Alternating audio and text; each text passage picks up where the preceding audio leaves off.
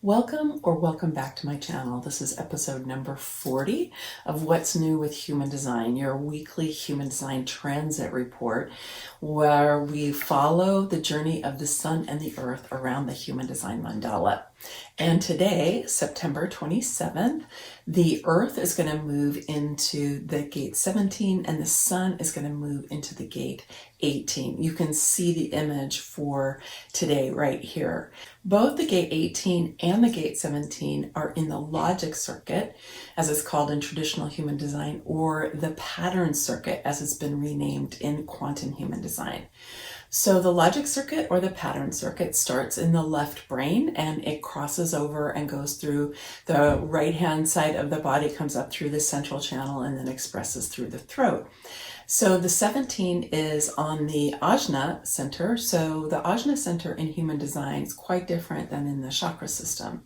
It's the center for thinking, for logic, for data storage, for analysis, for strategy, like that. The 17 in traditional human design is known as the gate of opinions, and in quantum human design is known as anticipation. So the gate 18, which the sun is lighting up in traditional human design, is known as the gate of correction, and in quantum human design is known as the gate of alignment. So in today's video, we're going to talk about the gate 18 and the gate 17, and we're also going to talk about something important that's going on right now, which is the retrogrades that are happening. We have 5 or 6 major planets all retrograde. So I'll come to that after we talk about the gates. So starting with the gate 17, which is on the Ajna. So it is receiving downloads from the head through the gate of curiosity. And this is left brain energy, but it's left brain kind of expansive energy. And it's coming through the 17 as anticipation. I really like that. I mean, opinions has had kind of a negative connotation in traditional human design, as if you had this defined, you were somebody who was really opinionated and always forcing your opinions on other people. And it was seen as kind of this negative part of the logic circuit. Whereas anticipation is much more about, oh, what are we going to find? So it's more connected to that sense of curiosity that is in quantum human design. And I really like that part. I have the 17 defined in my chart. My Mercury is lighting it up. And I love that idea of anticipation because it's this sense of what's to come, what's possible, what's new, what is it that I don't already know about that I can know more about. Which of course is kind of the best spirit of the scientific method. The scientific method is in the logic circuit and it starts with a hypothesis. I'm curious about something and I want to find out more about it. And then as I begin to research and I begin to analyze, I have this anticipation that is building. So that's where the earth is right now. And so this sense of anticipation is something that we want to ground ourselves in over this next cycle of this week so that we can feel like the excitement of anticipation and we can feel it as a kind of foundation for how we're going to be engaging with our lives this upcoming week. Now, the gate 18 is on the Spleen Center, and it's farther down through the logic circuit, and it is known as correction in human design, traditional human design, and as realignment in quantum human design. Again, I really appreciate the rephrasing in quantum human design because correction, I don't know about you, but for many people I've talked to, and I think for me as well, when I think of correction, I sort of think of that red pen that, you know, your grade school teacher had, and you got your paper back with all these red marks on it, and it was being corrected, whether that was in your math class or your English class or whatever it was. And it didn't really feel very good when you got corrected that way. I think a lot of kids take that in. So this idea of being corrected doesn't necessarily feel great, although when it is done with integrity and it's done with care and with kindness, being able to correct something is actually beneficial. I mean, if you're driving along the road and you're in the passenger seat and you see that someone is going in the direction that is not going to take you where you want to go, if they say, you know what, I think we might want to go that way instead, and the person goes, oh, you're right, I need to make that turn, that's a correction which is welcome. But it's all about how you do it, right? Because if you were to say, you're going the wrong way, what are you doing? You don't know the way, we need to go that way. Then it's going to have that energy of correction, right?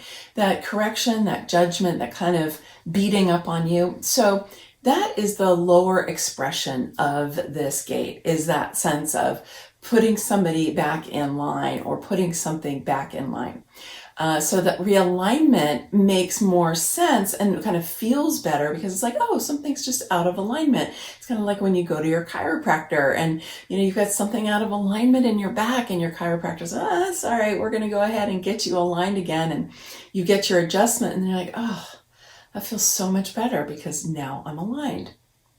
Or if you think about times in your life when maybe you are engaging in an activity, this happens sometimes for people with their work, where they don't feel aligned with the work that they're doing.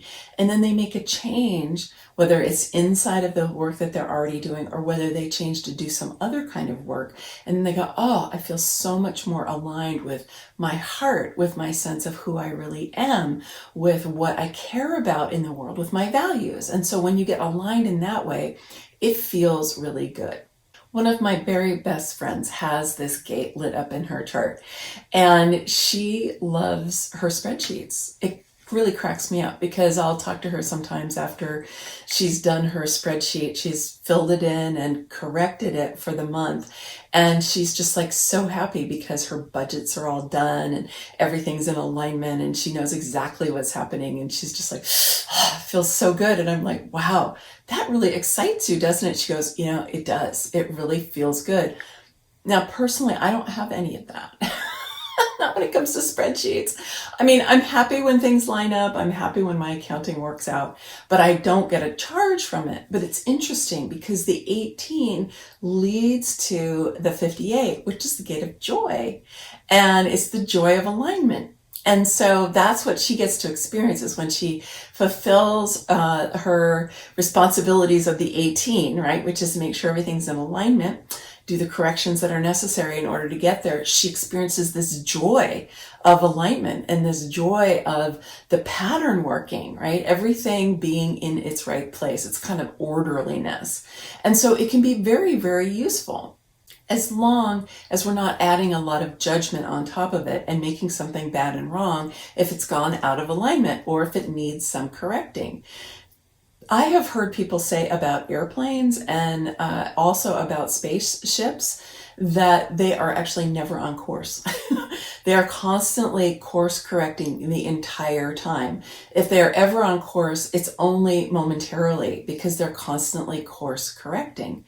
I think that's a great metaphor for us for our lives, which is that we are constantly kind of making sure that we are going in the direction that we want to go in.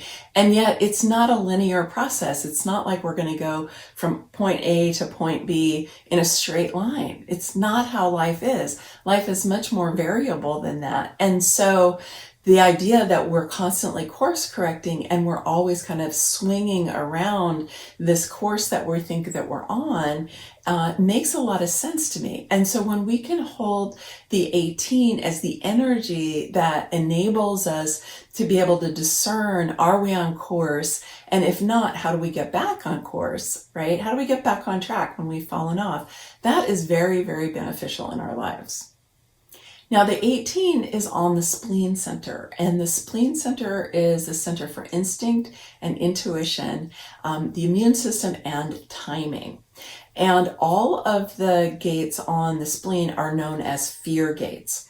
The reason for that is that because it's the center for instinct, primary job is number one, to keep us alive, and number two, to have us procreate. Right? And then to keep our children alive. That's basically what instinct is about at its most base. And it's coming out of this reptilian brain, right? All the way back here. And it doesn't have a lot of nuance to it, right? It's really about how do we stay alive. And so the fears that are in the spleen center are coming from this instinctual fears about how do we stay alive. They have different flavors depending on which gate it is and depending on which circuit the gate is activated in, okay? Today we're just going to talk about the 18, which as I said is part of the logic circuit.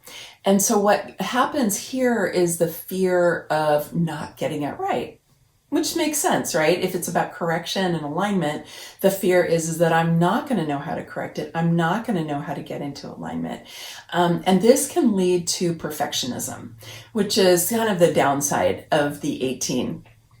So just notice for yourself as we're going through this week with the sun lighting up the 18, just have your radar out for any perfectionism that you're experiencing for yourself, or perfectionism that you're receiving from others, or that you're just witnessing in others, and realize that that is not necessarily helpful, right? I mean, perfectionism is rarely really helpful, especially if it's expressing this downside of the 18. So you want to try to let that go, right? The fear of not getting it right. And so that the possibility of how the alignment can occur can arise for you relatively easily, so that you can see what's happening in the pattern and you can bring things back into the pattern. So this is a great time for you to do your accounting if you've been putting it off, because you'll have the energy to be able to do that. Just make sure that you're not beating up on yourself or being afraid that you're never going to get it right, or that you're not good at this, or whatever it is. But it's a great energy for doing your accounting, or for doing things that need an order, so that you can see where things might be out of order. I know for me, sometimes when this comes up, I want to rearrange in my house because I feel like the order isn't quite right. Like the pattern doesn't feel exactly right. And sometimes it's not that anything is wrong, and I have lived with this pattern for a long time, but I just get this feeling that I want it to be different. And if that's the case, then when you are rearranging in your home, you do want to get that feeling that everything's kind of dropping into place and that there is this alignment. So you can look for yourself in your own life, like where is a place that you might be able to utilize this energy really well to your benefit. I'd like to turn our attention now to the situation with retrogrades, because all of the major planets are retrograde, and just today, Mercury went retrograde as well. You probably hear about Mercury retrograde more often than any of the other retrogrades, because Mercury goes retrograde about 3 times a year. Because of the relative alignments between Sun and planet and Earth, we get a lot of retrogrades with Mercury. We also hear about Mercury retrograde because it gets a bad rap. It's like communication, right? Mercury is the god of communication. And so it's a time when we really need to double check all of our communications. You want to make sure that people received your communications. You want to make sure that they understood what you meant. You want to double check with them that you understood what they meant, because confusion can happen. Things can go awry, particularly in the area of communication during a Mercury retrograde. A Mercury retrograde only lasts about 3 weeks. Like I said, it happens 3 times a year and it lasts about 3 weeks. But the big news here is that the big planets, the outer planets, are all retrograde. And the outer planets stay wherever they are for a long time because their orbits are much bigger. And so they tend to stay in the gates that they're in for a long period of time. You've heard me talk about Pluto being in the gate 61. Pluto's been in the gate 61 for a long time, and Pluto's going to be in the gate 61 through sometime in 2022. So it's a long time. And the fact that Pluto's been retrograde means that he's going, moving forward through the gate 61 and then back through the gate 61. And it's going back and forth, right? So that means that this cycle is even longer. Pluto in the gate 61 keeps reminding us that we need to be paying attention to our connection to superconsciousness. The 61 is right here.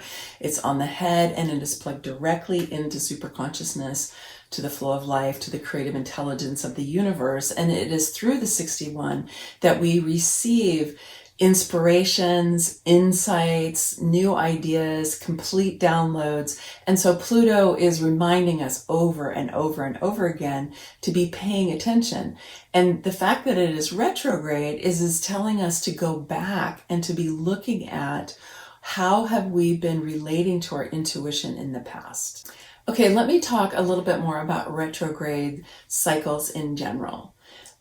What can happen in retrogrades is it can feel, and you might have been feeling this a little bit, like you were slogging through mud or through molasses, because things aren't moving forward, they're moving backward. And so a lot of times this gets a bad rap, but what the benefit of it is they're all calling us to be reviewing, to be renewing, to be restoring, to be regenerating, to be going back and taking a look at where we've been and seeing what our relationship is to it, and to be able to create a new relationship to something if we need to. So with the Pluto retrograde in the 61, we want to look at how have we been paying attention to the insights that have been coming to us and to our own intuition. Have we been believing it? Have we been acting upon it? Have we been honoring it and respecting it as the divine inspiration and the guidance that is coming from the flow of life that it actually is? Or have we been rejecting it? Have we been dismissing it? Have we been going, that can't be anything important? I can't tell you the number of people I've done readings for who have shared with me that they have had that attitude towards their intuition, which doesn't surprise me because after all, I mean, none of us had classes on intuition when we were in grade school, right? Fortunately, there's a lot more classes on intuition now, but when we're little, we don't learn that. And so for us to be able to go back and really rejuvenate and revitalize our intuition is important. And that Pluto is providing us with that opportunity. And because Pluto is the god of the underworld, he's going to stay on it until you pay attention.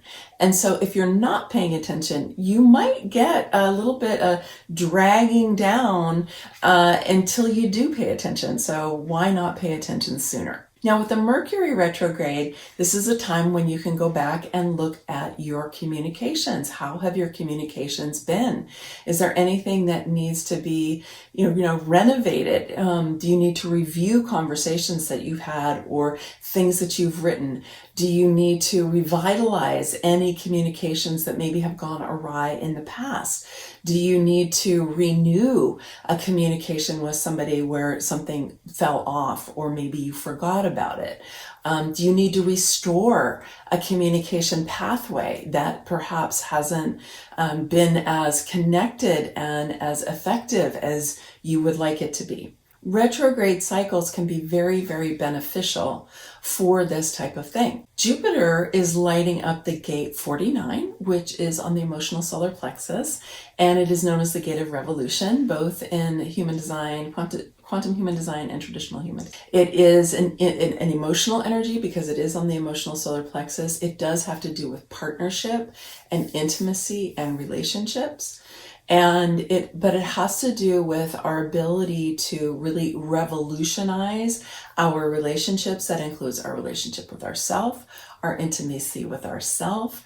It's a tribal energy, so it has to do with our energy with our beloveds and our family, the people that we work with, the people who are close in. But it's inviting us to take this energy and be able to expand ourselves into a new set of possibilities than the ones that we've been living in.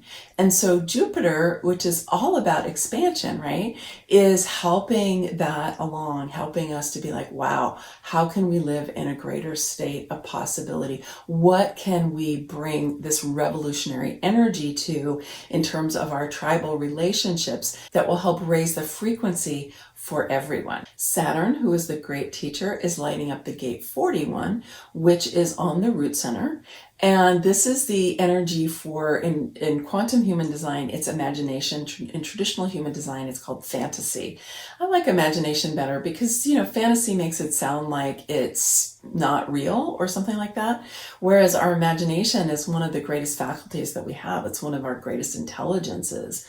It's in the sensing circuit, so it's not so much of a left brain energy as it is a right brain energy. But Saturn here is really encouraging us to take a look at our imagination. What are we putting our energy to? And what have we in the past put our energy towards? And is that something we want to keep imagining? Is it a future that we want to keep giving our energy to? Or is it something that we want to shift? Because we always have the opportunity to shift that. Saturn as the teacher is asking us to be able to, on a regular basis, be looking at how are we employing our imagination? What are we doing with this incredible facility that we have? Are we using it to be creating scenarios of where we want to go in our lives and where we want our world to go? Or are we allowing ourselves to be hijacked by disaster scenarios? Right? So we get to go back and look now at what has happened in the past and what do we need to review? What do we need to revitalize? What do we need to regenerate and to restore? Maybe some sense of imagination that we had when we were a younger person, or we were in a different phase of our life, or one that we know that we have, but we haven't allowed to be more in the forefront. Saturn really wants us to be doing this right now. Uranus is lighting up the gate 2, which is on the G center. Uranus is the energy, it's intuitive, and it's an energy for sudden changes, right? And so it can be about things that are unexpected and intuitive also. And the gate 2 is also in the knowing circuit. And so it is like the 61. It's also plugged into superconsciousness. And the gate 2 is all about receiving. And it's about allowing, which is what it's called in quantum human design. It's this energy that's coming up from the sacral right into the G center. So it's helping to bring energy to fuel the G center with the power of the sacral. And so the G center is receptive. It's not a motor. And so we want to be able to receive the power that is coming up from the sacral center and also from all of the knowing circuit, which is quite extensive.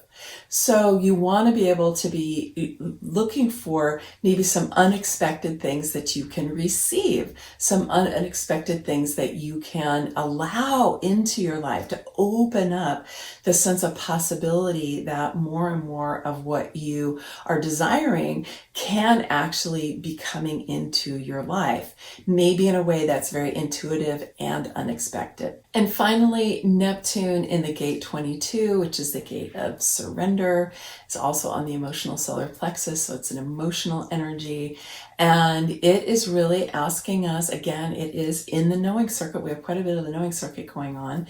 And so we want to be able to pay attention to what is it that we can just trust is going to be unfolding in our life. How can we surrender the part of us that wants to figure it all out, that wants to know everything, that feels anxious if we don't have the whole plan laid out, right? That part of us that feels like our safety lies in knowing what is going to be unfolding. And how can we surrender into the support and the guidance that the flow of life is constantly bringing to us? So with any of these, so for example, your ability to receive or your ability to surrender, as I just mentioned, those you might look at what has been true for me in the past. What do I need to review about what's been true for me? And how can I renovate this capacity that I have? How can I regenerate it? How can I restore it so that it is more readily available to me and that I don't have to work hard at it and I am no longer going to be rejecting it as well? I want it to become a regular part of my life. Now, the thing about the retrogrades is these are going to last longer than the current transit that we're in. They're actually going to go on for quite a while. And so you might just want to take a look at these pieces and know that you have time to be digging into the quality of the planets that are lighting up these specific gates and what they're inviting you to go back into your history to review, take another look at, and see what you want to revitalize for your life right now. Just to make one more comment about how all of these retrogrades are going to be intersecting with where the sun and the earth are in the 18 and the 17, which are in the logic circuit. So I was mentioning that a lot of the outer planets are in more intuitive circuitry, more intuitive gates.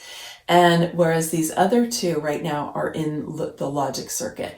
And so you might feel a little bit of tension that's going on between the more intuitive and the more logical energies. And what you want to be able to do is tap into how each of them can support you, because they all have gifts to bring you. And you don't want to allow the logical ones to beat up on the ones that are more intuitive, which can happen just because in our culture we tend to privilege the more logical, the more analytical, linear, strategic, and all of that. But it's really only one capacity of many capacities that we have. So during going through this week, pay attention to what kind of tension you might be feeling between the more logical energies and the more intuitive energies, and see how you can honor all of them and get them to dance with each other and support each other rather than having them be in a state of conflict. These retrograde energies are going to be with us for a while, as I mentioned before. And there's a video that I released just yesterday called Planning with Transits, in which I take a bit of a deeper dive into these particular retrograde planets, because I do this through focusing on the dates for the Women Evolving Our World conference that I am hosting next month on October 7th, 8th, and 9th. So what I do is I go and I dive into the transits for those specific days. And there's actually a transition that happens in the Earth and Sun. And it's a very interesting configuration. So if you're interested in learning more about how to actually use these transits in your life and how to use them for planning, both to be able to pick dates for certain things that you're interested in, and also how to, if you already have the dates, or if the dates are set by someone else, or you have to set them at a certain time, it helps you to understand, okay, how am I going to maximize the benefit of these energies, and how am I going to minimize the potential challenges? So I would suggest that you go and take a look at that video if you want to know more about it. All right, many blessings, much love. Make sure to give it a thumbs up and subscribe, and I will see you next week. Bye for now.